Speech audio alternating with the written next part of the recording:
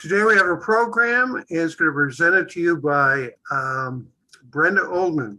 Brenda Oldman is the CEO of RAM Financial, and over the next 3 months, we'll be having a program every month through May. The topic of today's financial program is Social Security. Thank you very much, Greg, for inviting me. And I really appreciate Pontiac Public Library. This is going to be a really exciting topic. It's a topic that I think everyone should be aware of, whether you're just starting your career or you've been in your career for quite some time. And so it's going to be a presentation. As we go through this presentation, you might have some questions. Just jot those questions down. I am also going to provide what we call a Social Security handbook that I'm going to leave at the library at some point, and you'll be able to pick that up as well. So with that, I'm going to go ahead and share my screen and get going with this exciting financial wellness topic. So I think I can't get in yet, Greg.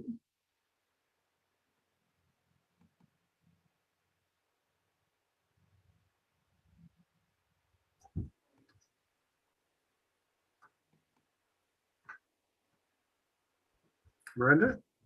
Yes, I'm here. Can you hear me? Yes, I can. But I can't get in to share my screen. It says host disabled participant screen.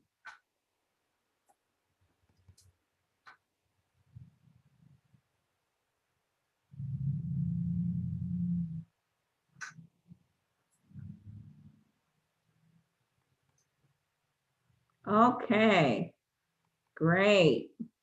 Now we're in business.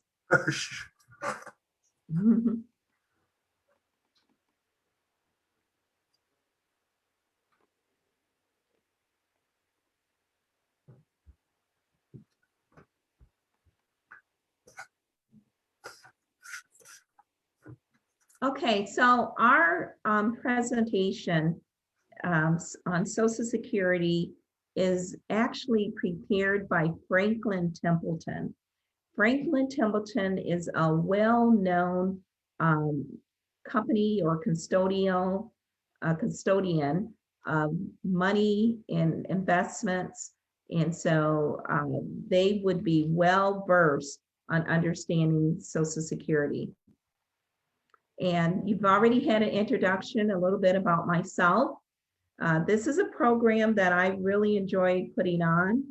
Anytime I can help people understand their finances a little bit better, I'm all for it. Other thing I wanted you to know, I'm also a Dave Ramsey preferred coach. And I've been doing this for approximately 34 years. So I'm looking forward as we go through our topic. So when we look at Social Security, we're going to take a look and snapshot of what it looks like today, what it's going to be like tomorrow, and also for the future. This program was signed into bill by President Roosevelt back in 1934. And as we go through the presentation, we're going to see that it has evolved into many different changes.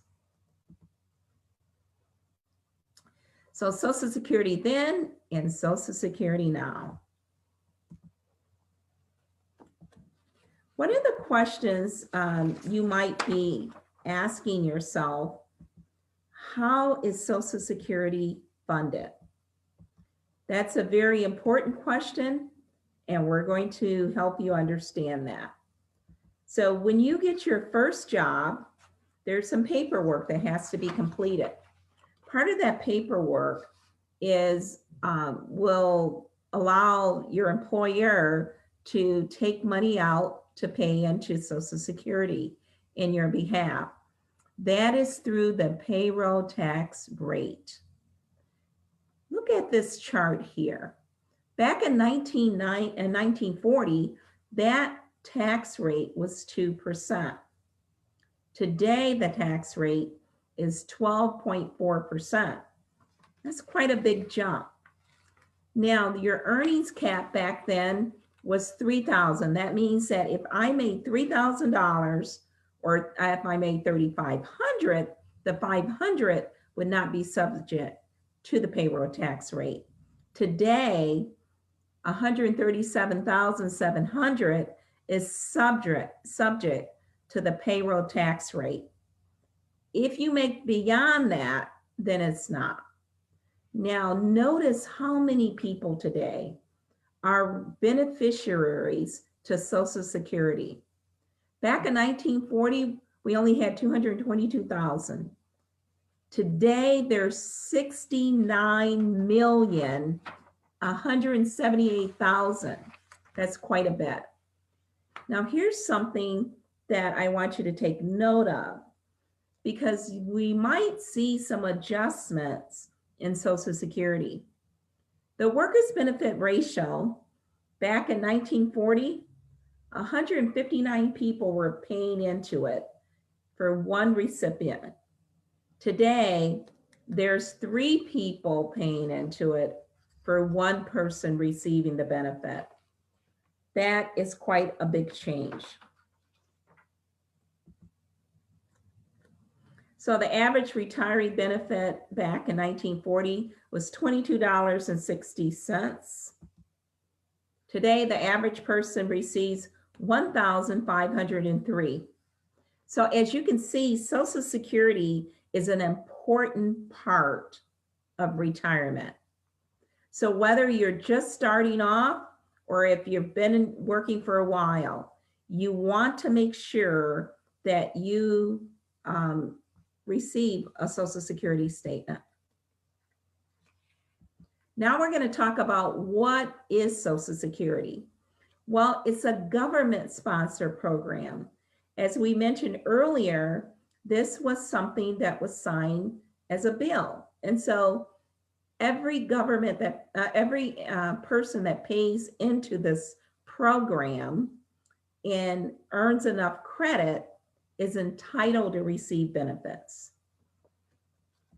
We're going to also learn that there are some other people who might be entitled.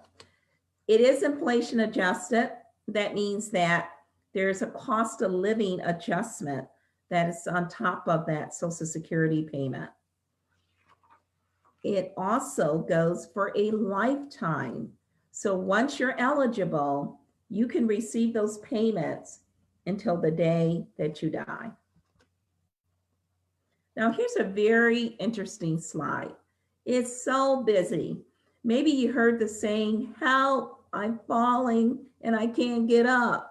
Well, this one says, help, it's falling. And what are we talking about?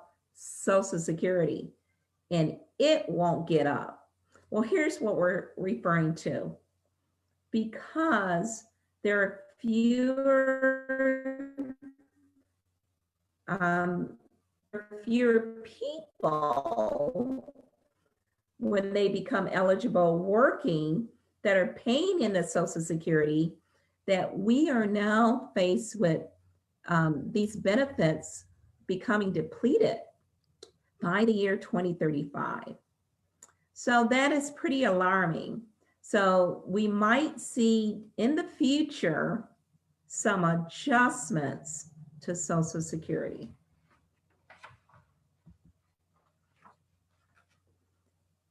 Now here's a big question. Sometimes people want to know, when should I take Social Security? Because for some people, they might want to wait. For others, they might have to take it a little bit earlier. But we're going to consider what you should look at to decide when you should take that. So here's an example. For a 65-year-old couple of an average health, there is a 50% chance one of them will live to age 93. So if you're going to be receiving Social Security for a period of time, it's important to know what your longevity is in your family. The other thing, 1 in 4 have a chance that they will live to be 97 years old. So the earlier you claim Social Security, the smaller monthly amount that you're entitled to. Smaller payouts for potentially 30 years or more can actually really affect your quality of living when it comes to paying your rent, making sure you have food to put on the table. And these statistics are according to a reliable source, LIMRA Secure Retirement Institute. So if you're in good health and you can afford to wait, my recommendation would be to wait as long as you can. Of course, there are different retirement analyses that can be done for you to help determine what age you should take Social Security. The greater is your guarantee of lifetime income, is the longer that you wait. And the less you have to worry about living too long. There's an old saying, you can die too soon, but you can live too long if you run out of money. We're going to take an example here.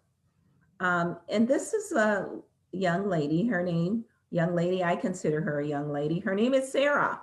Sarah was born June 5th, 1958.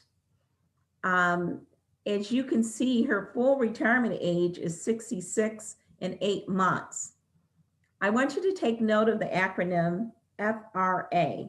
FRA simply means full retirement age. So in the next slides, you might not see full retirement age, but you'll know that's what that stands for.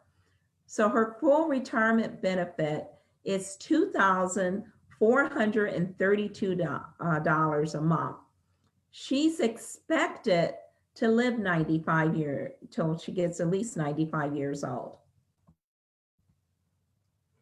So we're going to take a look and see what makes sense for Sarah. When should Sarah really take her benefits?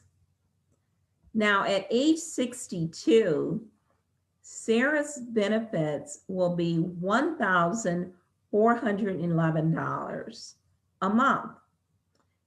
If she lives to be 90, which she's expected, she's a healthy woman at her age when she retires, her full payout benefits would be $737,810. Now, what would happen if she chooses to wait until her full Social Security age, which would be 2,432? So if you look at that, that's almost like a 25% higher amount. And because she's going to be around a long time, her full payout, if she lives to be 90, with receiving 2,432, it would be $973,472. So if we look at this, we would say it makes sense for Sarah to at least wait to full Social Security. But we're going to share something else. What if she waited even longer than that? If Sarah waited till she was 70 and she lives in her up to her 90s, she would end up receiving 1,153,339 of Social Security benefits. That's quite a bit more. Depending on Sarah's financial situation, which, as I said, an analysis would need to be done, she perhaps could wait till 70. Perhaps she can't. But this chart gives us an idea how waiting could allow you to receive more money, but life expectancy and how long you live is a key component to determining that. We can't always guarantee how long we're going to live.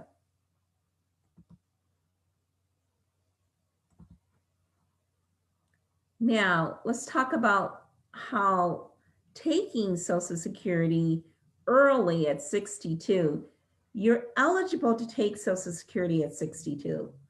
It does not mean that this is in your best interest to take Social Security at 62. Why not? As we can see, it's a reduction, 25 to 30%. Some people choose not to take it at 62. Maybe if they haven't done enough saving, they might choose to continue to work.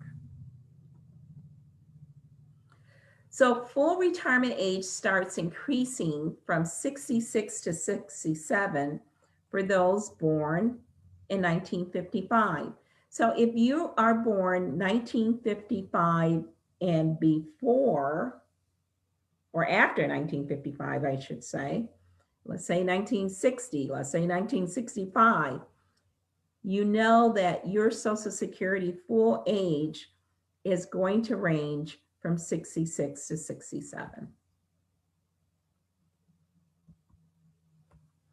Now, I don't know if you've heard that you could have too much earnings, or you could have saved so well that your Social Security is taxed. And you might say, well, while I was working, I was taxed, and now I'm not working and I'm still taxed. Well, how would that be? They look at what is called adjusted gross income. That means that there's deductions, and after those deductions are taken, we come to adjusted gross income. Gross income minus deductions and some other credits will get us to adjusted gross income. So here are some of the things to think about. Municipal bond interest plus half of Social Security benefits combines our income. So we're going to look at individual, but we're also going to look at a married couple. So an individual who has over $34,000 in what is called, as we said, adjusted gross income will pay taxes on their Social Security. A married couple who have over $44,000 will pay taxes on their Social Security. And here's how it works. So as we can see, the married couple, the portion of their benefit can be taxed at 50%. Over that $44,000, it could be all the way up to 85%. Working with your CPA, working with an advisor will help you understand when it comes to will your benefits be taxed. Let's take an example, and we're only going to take one example today. There are many scenarios, and I'm more than happy to be available for any questions that someone might have. But the reason why I chose this is because today the divorce rate is pretty high. So it's not common for people who might have gotten married and then remarried. So we're going to take an example of divorced spouse benefit. How would it work? So we got Liz. Liz is 62 years old. Her career is that she worked at a small parts in a local theater company, and she was a mother. So it's not like she had a high earning job. Then we're going to take Richard. Richard, 62. He was a midshipman, PR Flack studio head. And it says going steady at 16. So they fell in love, married at 20, divorced at 32. Now here's some background. Before deploying to Vietnam, Richard was discharged from the Navy after mysteriously falling from the USS America. When they divorced after 12 years of marriage, they still had kids. They had 2 kids and a mortgage. Well, Richard headed to Hollywood. That was always his dream, were his charms. He resulted in a powerful professional life. So he did pretty well for himself. Now, Liz, of course, she received alimony, but even though she received alimony, she still struggled to make ends meet. Then she remarried. Her 4 subsequent marriages lasted from 2 to 8 years. Why is that number 2 to 8 years important? We're going to see in the next slides ahead. So what is Liz's options? Well, Liz was divorced 5 times and she's single now. Her early retirement would be 62 if she wanted to take Social Security. But remember, there's a significant penalty. Her full retirement age is 66. Now, Richard is remarried and his full retirement benefit is $2,660. Liz's full retirement, even at age 66, is only $800 a month. That's not very much. So here's some important numbers to take note of. If you were married for 10 years and you're divorced, you're eligible for 50% of your spouse if you're not remarried. So it says 50% of the ex-spouse full retirement age. The earliest you could file would be 62. But here's some other interesting facts. The ex-spouse must have started their Social Security, or you are divorced at least 2 years.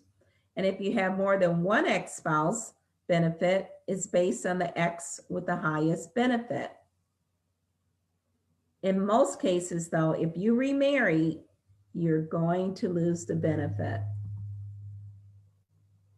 So as we continue with Liz, let's take a look. So is she eligible for a benefit based upon her own record? Yes.